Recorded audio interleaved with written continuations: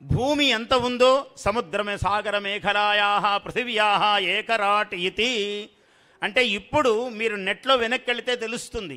భూమండలము మధ్యలో ఉండి సముద్రం వచ్చి మళ్ళీ భూమండలము లేదు. మొత్తం భూమండలం అంతా ఒకచోటే ఉంది. ఆనాడు చుట్టూ సముద్రం ఉన్నది. సాగర మేఖల సముద్రమును వడ్డాణములాగా కలిగిన భూమికి ఆయన చక్రవర్తి అన్నారు. అటువంటి భూములకు చక్రవర్తులు వాళ్ళు. ఆయన ఎప్పుడైతే సంతానం అన్నాడో భరద్వాజ మహర్షి ఒక యాగం చేయించాడు.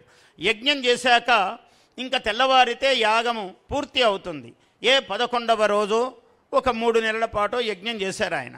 చేశాక ముందు రోజు రాత్రి ఆ తెల్లవారితే ఆయన భరద్వాజ ఋషి ఆయన ధర్మపత్నికి కలశ జలం ఇస్తారు.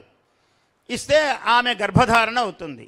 ఆ అర్ధరాత్రి దంపతులిద్దరూ అక్కడ బ్రహ్మచర్యముతో యజ్ఞశాలలో పడుకున్నారు. ఎప్పుడో దాహం వేసింది ఆయనకి. దాహం వేసి ఇక్కడక్కడ చూశాడు. ఆ కలశము నీళ్లు తాగేశాడు.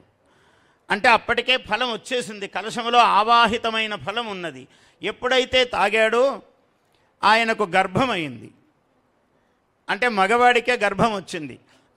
మన పురాణాలలో మన ఇతిహాసాలలో ఇతిహాస అంటే అని ఇలాగ ఉండేది అని, అంటే సత్యము, ఏది అసత్యము కాదు. మనవన్నీ పురా అపి నవం పురాణం అంటే ముందు ఉన్నదే, ఇప్పటికీ కొత్తదే అన్నాడు.